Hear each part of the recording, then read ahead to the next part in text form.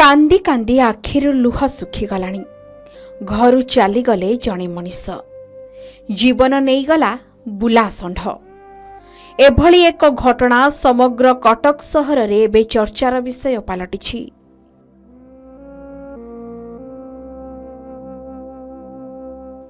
ए हेउछंती कटक बिड़ानासी अंचलर अक्षय बेहेरांक परिवार वर्ग, जहांकर सोमवार दिन षंढ आक्रमण रे जीवन चली जाइछि। 60 वर्षरु अधिक बयस होइथिला अक्षय बेहेरांकु। सबुदिन परि गत सोमवार मध्य भुआसुणी पीठ निकट नदी पठाकु जाइथिले। पड़िया भितरे किछि बुझिबा आगरु हठात आक्रमण करिथिला एही मारणा षंढटी। आउ देखु देखु सेइठारे ही चली जाइथिला तांको जीवन।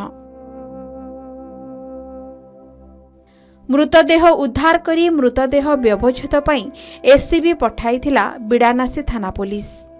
एपटे कटक महानगर निगम स्क्वाड आसी षंढटी को काबू करिथिला, किंतु किछि समय परे षंढटीर मध्य जीवन चली जाइथिबा खबर मिलिछि। तेबे एही पूरा घटना पछरे औषध कंपानी गुड़िकर कर्मचारी दायी बोली अभियोग आनिछंती स्थानीय बासिंदा। नदी पठारे गदा गदा एक्सपायरी मेडिसिन आनी फिंगी दिया जाउछि एवं एहाकु बुला गाई गोरु षंढ खाई असुस्थ हेबा सह पागल होई जाउछंती बोली कहिछंती स्थानीय बासिंदा।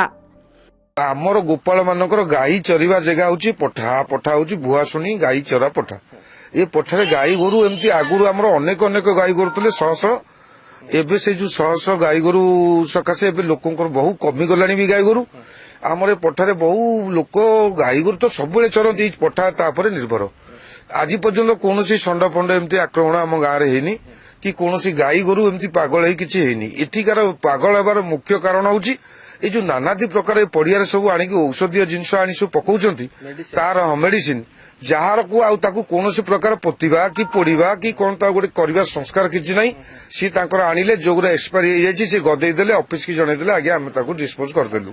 बहुत बड़ बड़ कंपनी माने आनिक एठी मेडिसिन जोगरा एक्सपायरी होछि सब आनिक एठी पकाउछंती। अनेक गाई गोरु भी एठी चरावला करंती। आइया षंढटा निजे मरिगला सेपटे तार डेड बॉडी जेतळे से मनुष्यर आसी पोड़ा हला से जो लोकटार अब षंढटा को से भी मल्ला परे से षंढ को आनी पठारे ही पोतिछंती।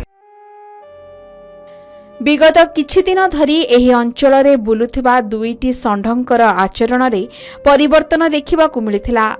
किछि दिन भितरे 10 पाखापाखि लोकंकु गोड़ाई गोड़ाई आक्रमण करिथिले एही षंढ। तेबे दुईटी षंढरू जनंकर मृत्यु परे ताकू नदी पठारे ही पोति दिया जाइथिला। आउ गोटिए षंढ एबे भी बुलुछि असुस्थ ओ अशांत अवस्थारे। एपटे एक्सपायरी मेडिसिन खाई षंढटी हठात हिंस्र होई पड़िबा कथाकू अस्वीकार करिछंती सीएमसी मेयर। षंढटी पागल होई जाइथिला बोली कहिछंती मेयर। एपटे नदी पठारे आनी औषध पकाइबा बेआईन, ए दिगरे पदक्षेप नियाजिबो बोली कहिछंती मेयर।